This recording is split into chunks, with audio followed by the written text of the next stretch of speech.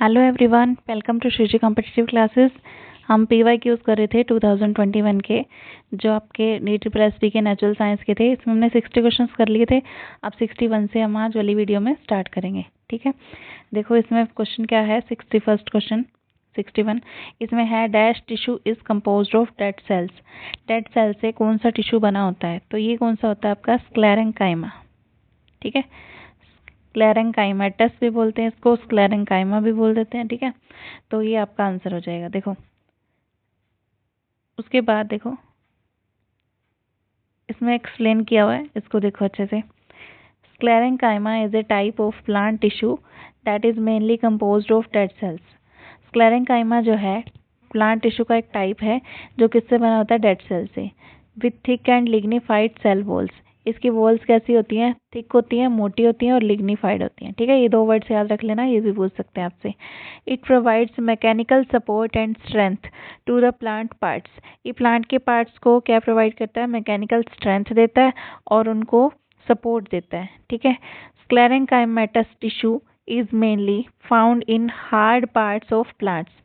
ये स्क्लेरेंकाइमेटस जो टिश्यू है ये क्या है, कहाँ पाया जाता है? प्लांट्स के हार्ड पार्ट्स में, such as seed coat, seed की कोट में, नट शेल्स में, वस्कुलर बंडल्स में। ठीक है, अनइवनली थिकन्ड वॉल्स में that provide mechanical support and flexibility to the plant parts. ठीक है, तो उनमें सब में पाया जाता है जो चीजें इनमें थिक होती हैं। आगे देखो, और भी जो आपके ऑप्शन दिए थे ना, पैरेंकाइमेटस टिश्यू, ये क्या है? ये सिंपल परमानेंट टिश्यू होता है that consist of living cells, जो लिविंग सेल से बना होता है। विथ थिन वॉल्स, इसकी वॉल्स कैसी होती हैं? थिन। पैर ऐसे याद रख लेना, पैर थिन, पैर पतले पतले होते हैं, तो thin walls. And large intercellular space, इनके बीच में स्पेस, जैसे आपकी फिंगर्स पे पैर के बीच में, फिंगर्स के बीच में स्पेस होता है ना, वैसे इनमें स्पेस होता है, ऐसे याद रख लेना। ठीक है, और उसके बाद देखो एरेंकाइमेटस टिश्यू क्या होता है? Aerenchymatous tissue is modified parenchymatous tissue. Parenchymatous को ही जब मॉडिफाई हो जाता है जब, तब उसको एरेंकाइमेटस बोलते हैं। ठीक है, पी हटा देते हैं तो एरेंकाइमेटस बोलते हैं। That contains large air spaces between the cells, उनके बीच में और ज़्यादा लार्ज एयर स्पेस होता है। ठीक है, which of the following organisms do not have a definite nucleus or organelles, nor do any of them show multicellular body designs। इसमें आपने क्या बताना है कि कौन से ऐसे जीव हैं जो ना तो जिनके पास डिफाइंड न्यूक्लियस होता है, ना ही ऑर्गेनल्स होते हैं। तो ये कौन से होते हैं आपके पास? इसका आंसर हो जाएगा मोनेरा। ठीक है, इनके पास नहीं होते हैं। Monera is a kingdom of organisms, यहाँ पे एक्सप्लेन किया हुआ है, देखो इसको। Monera is a kingdom of organisms that are prokaryotic. Prokaryotic जो होते हैं ना, उनमें कुछ भी नहीं होता है, ना तो कोई उनकी डेफिनेट न्यूक्लियस होता है, ना ही कोई शेप होती है। ठीक है, तो ऐसा कुछ नहीं होता, उनके अंदर कमी होती है उसकी। ठीक है, meaning they do not have a defined nucleus, ये लिखा भी हुआ। और मेम्ब्रेन बाउंड ऑर्गेनल्स, उनके अंदर ऑर्गेनल्स भी नहीं होते। जो यूकैरियोटिक होते हैं उनमें होते हैं। Monera include bacteria and archaea. Monera के अंदर कौन कौन आते हैं? बैक्टीरिया और आर्किया। ठीक है, मोनेरा, मोन, मोन रह के बैठो, बैक्टीरिया बैक्ट, बैक्ट बैक्ट ऐसे आवाज आ रही है ना साउंड, तो बैक्ट बैठो, मोन होके बैठो तो अच्छा है, आर्किया। ठीक है, ऐसे याद रख लेना। मोनेरा के अंदर कौन कौन आते हैं? बैक्टीरिया और archaea. Which are mostly intercellular, sorry unicellular and have a simple structure. जो क्या होते हैं? यूनिसेलुलर होते हैं और उनकी सिंपल स्ट्रक्चर होती है। उसके बाद देखो, protista, fungi and animalia are kingdoms of organisms that are eukaryotic. अब ये जो यूकैरियोटिक होते हैं ना, you are protective, protective by government या ऐसे कुछ, कैसे भी याद रख लेना। प्रोटिस्टा, फंजाई और एनिमलिया, ये क्या है? Kingdoms of organisms that are eukaryotic. ये यूकैरियोटिक के पार्ट्स हैं। ठीक है, इनका नाम याद रख लेना, पूछे जा सकते हैं आपसे। Meaning they have A defined nucleus and membrane bound organelles, इनका डिफाइंड न्यूक्लियस भी होता है और मेम्ब्रेन बाउंड ऑर्गेनल्स भी होते हैं। ठीक है, protista includes various groups of mostly unicellular organisms, protista में क्या होते हैं, बहुत सारे ग्रुप्स होते हैं यूनिसेलुलर ऑर्गेनिजम्स के। Fungi and Animalia includes multi cellular organisms, fungi और एनिमलिया के पास क्या होते हैं, मल्टी सेलुलर ऑर्गेनिजम्स होते हैं। ठीक है, फंजाई और एनिमलिया किसके थे, इसके यूकैरियोटिक के, मल्टी सेलुलर हो गए इसमें। और उसके बाद प्रोटिस्टा क्या था, प्रोटिस्टा में आपके कौन से होते हैं, वेरियस मोस्टली यूनिसेलुलर। ये है तो एक ही, देखो प्रोटिस्टा और फंजाई एक ही हैं, यूकैरियोटिक ही हैं, पर जो ये प्रोटिस्टा है ना, इनके पास बहुत सारे groups of mostly unicellular organisms होते हैं। ठीक है, यूनिसेलुलर ऑर्गेनिजम्स इसमें आते हैं प्रोटिस्टा में, और फंजाई और एनिमलिया में बहुत सारे मल्टी सेलुलर ऑर्गेनिजम्स आते हैं। ठीक है, अगला क्वेश्चन देखो, नेक्स्ट क्वेश्चन है, Which of the following animals are also bilaterally symmetrical and triploblastic? ये bilaterally symmetric होते हैं और ट्रिप्लोप्लास्टिक होते हैं, but in addition they have a true body cavity, उनके अंदर ट्रू बॉडी कैविटी होती है। ये कौन से होते हैं, एनिलिडा। ठीक है, Annelida is a phylum of animals that have A segmented cylindrical body.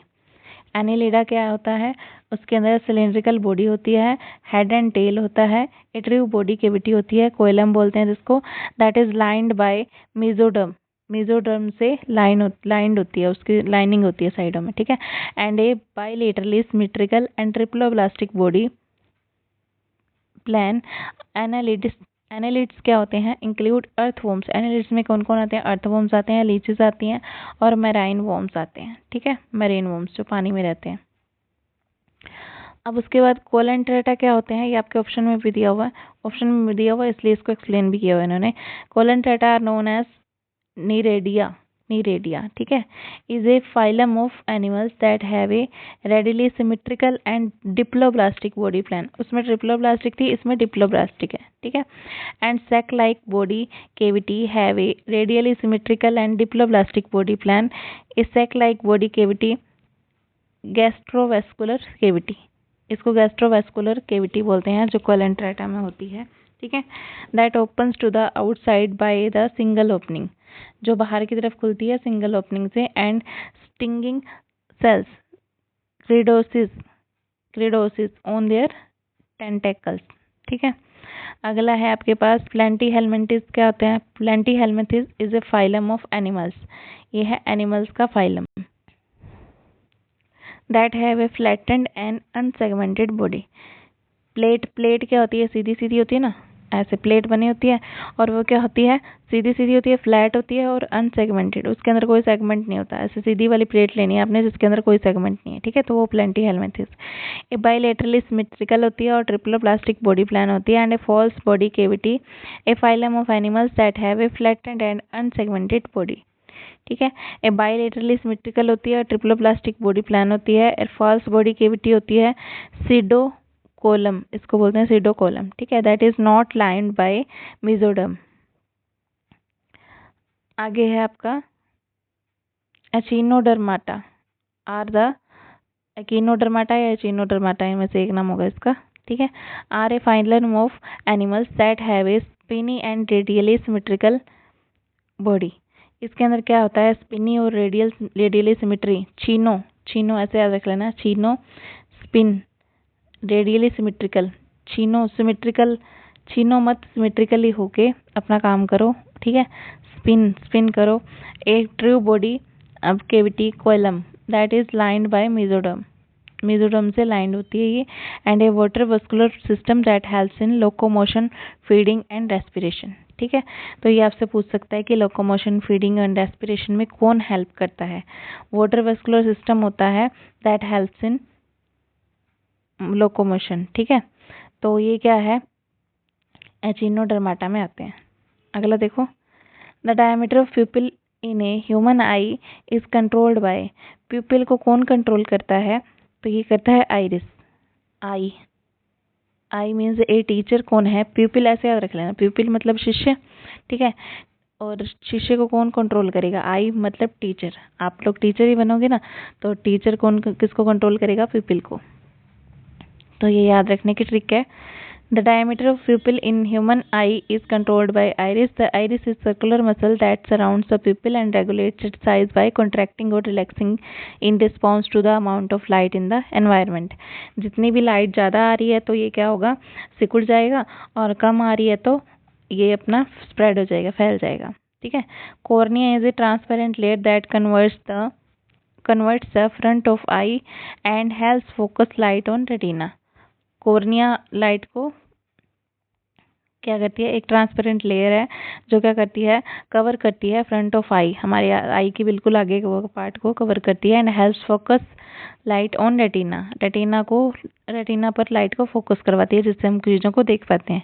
Retina is a light sensitive layer at the back of I, last में होती है आई के बैक में, that converts light into electrical signal for the brain. Electrical signal में convert करती है और फिर अपने आईज तक पहुंचाती है, ब्रेन तक पहुंचाती है रेटिना. ठीक है. उसके बाद ऑप्टिकल नर्व. ऑप्टिक नर्व क्या होती है, is the bundle of nerve fibres. Nerve fibres का बंडल है that carries the visual signals from retina to brain.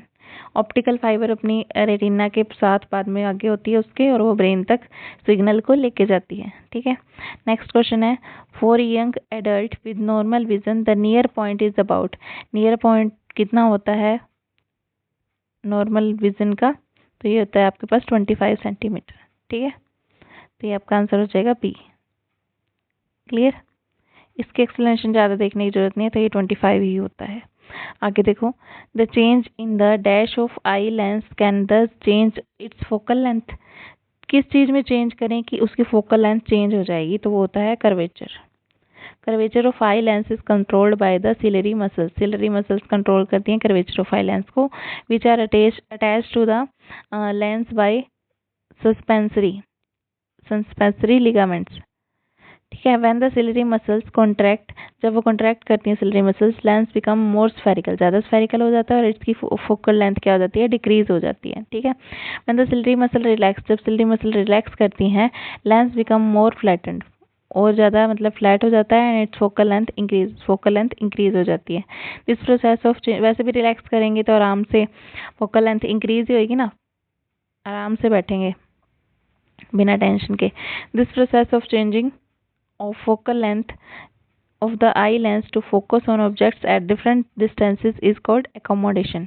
ये जो प्रोसेस है ना फोकल लेंथ को चेंज करने का आई के अंदर, इसको बोलते हैं accommodation. The change in curvature of eye lens can thus change its focal length. तो आई लेंस के कर्वेचर में चेंज करके फोकल लेंथ में चेंज हो सकता है. A person with dash can see distant objects. दूर वाली चीज़ों को तो देख सकते हैं बट नियर वाली चीज़ों को नहीं देख सकते हैं. तो ये क्या, कौन सा होता है दूर वाली चीज़ों को देखने वाला, हाइपरमेट्रोपिया. ठीक है. जो दूर की चीज़ों को तो देख सकते हैं, नज़दीकी को नहीं देख सकते, उनको हाइपरमेट्रोपिया होता है. ठीक है. और जो नज़दीकी को देख सकते हैं, दूर की नहीं देख सकते, उनको मायोपिया होता है. ठीक है. नेक्स्ट क्वेश्चन देखो. नेक्स्ट है, which of the following organisms engulf food to form food vacuoles. Engulf कर लेते हैं सीधा, ऐसे अमीबा ऐसे होता है ना, ऐसे फूड आएगा, उसको यहाँ से अपनी ये स्प्रेड करेगा और उसको यहाँ से, मान लो ये उसका फूड आया, इसको एंगल्फ करके लेगा अंदर. ठीक है. तो ये होता है अमीबा. नेक्स्ट क्वेश्चन देखो, इसमें ज़्यादा कुछ एक्सप्लेनेशन पढ़ने की जरूरत नहीं है. आगे देखो, when the terminal phosphate linkage in ATP is broken using water, the energy released is equivalent to. जो phosphate linkage break होती है ATP में, तो कितनी एनर्जी उसमें से रिलीज होती है, तो कितनी होती है, ये अपने आंसर देना है. ये होती है 30.5 किलोजूल पर मोल. ठीक है. ATP क्या होता है, ATP होता है adenosine triphosphate, which is the molecule that carries energy within cells. ATP hydrolysis is the reaction of breaking the terminal phosphate bond with water. phosphate bond को water के साथ तो मिलके तोड़ना, ये होता है आपका ATP hydrolysis. ठीक है. तो when the terminal phosphate linkage is in ATP is broken using water, the energy released is equivalent to 30.5 kilojoule per mole. इतनी एनर्जी इसमें से रिलीज होती है. This energy can be used to drive various cellular processes that require energy input such as muscle contraction, nerve impulse transmission and synthesis, ये सब चीज़ें होती हैं इसमें। The equation for the reaction is ATP H2O के साथ मिलके ADP बना देगा। ATP तो होता है एडिनोसाइन ट्राइफॉस्फेट और ADP क्या होता है, एडिनोसाइन डाइफॉस्फेट। ठीक है, तो साथ में निकल जाएगा इसके 30.5 पाई निकल जाएगा और 30.5 किलो जूल पर मोल एनर्जी निकल जाएगी। ठीक है, आगे है आपका क्वेश्चन, एक सेकेंड को, हमने यहाँ पे किया था 67, अब उसके बाद 68 ये था, 69 क्वेश्चन देखो ये हो गया 69। ठीक है, अब 70th क्वेश्चन देखो, ये वही आ गया पेज। उसके बाद देखो ये 70th क्वेश्चन है आपका, which of the following hormones regulate carbohydrate protein and fats metabolism in the body. Carbohydrate protein fat metabolism in the body कौन रेगुलेट करता है, to provide best balance for the growth, growth के लिए best balance provide करने के लिए कौन provide करता है, ये होता है आपके पास थायरोक्सिन। ठीक है, थायरोक्सिन प्रोवाइड करता है, ये थोड़ा सा पढ़ लो इसको। थायरोक्सिन क्या है, थायरोक्सिन और T is a hormone that is secreted by the thyroid gland, thyroid gland इसको सिक्रेट करती है। Regulates carbohydrates proteins and fat metabolism in the body, ये बॉडी के अंदर रेगुलेट करता है किसको, कार्बोहाइड्रेट को, प्रोटीन को और फैट को, फैट मेटाबॉलिज्म को। ठीक है, to provide the best balance for growth, यही क्वेश्चन पूछा हुआ था। It is also involve in the controlling the body temperature, body के टेम्परेचर को कंट्रोल करता है, हार्ट रेट को कंट्रोल करता है, ब्लड प्रेशर को कंट्रोल करता है। It is derived from amino acid tyrosine. ठीक है, उससे इसको डिराइव किया जाता है। एंड कंटेन्स 4 आयोडीन एटम्स, इसके अंदर 4 आयोडीन एटम्स होते हैं। अब उसके बाद एपाइन फ्राइन क्या होता है, ऑल्सो नोन एज एड्रेनलाइन। ठीक है, इज ए हार्मोन, ये हार्मोन होता है। एंड क्या करता है, ये न्यूरोट्रांसमीटर होता है that is produced by the adrenal glands and some neurons in the brain. It plays an essential role in the fight or flight response by increasing food flow to muscles, heart output और pupil dilation and blood sugar, इन सब में help करता है। ठीक है, ये थोड़ा थोड़ा पढ़ लेना। और ऑक्सीटोसिन क्या होता है, ऑक्सीटोसिन हार्मोन होता है जो and neuropeptide that is produced by the hypothalamus, hypothalamus किसको प्रोड्यूस करता है, न्यूरोपेप्टाइड को, मीन्स ऑक्सीटोसिन को। ठीक है, and is released by posterior pituitary glands, कौन इनको प्रोड्यूस करता है, posterior pituitary glands. It play an important role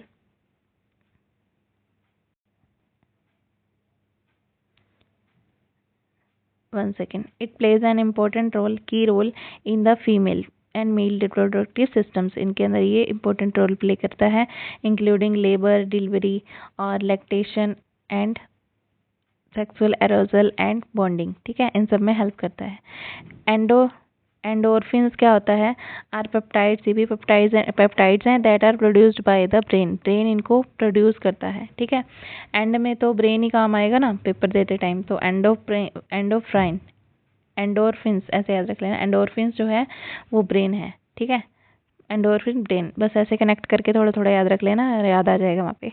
act as natural pain killers की तरह एक्ट करता है और मूड को बूस्ट करने में हेल्प करते हैं। ठीक है, तो इसके ये 10 क्वेश्चन हमने आज लिए। अभी नेक्स्ट वीडियो में आपको और क्वेश्चंस मिल जाएंगे, इसको ये PYQs है, तो आप अपने अच्छे से प्रिपरेशन करते रहो। All the very very best, thank you so much.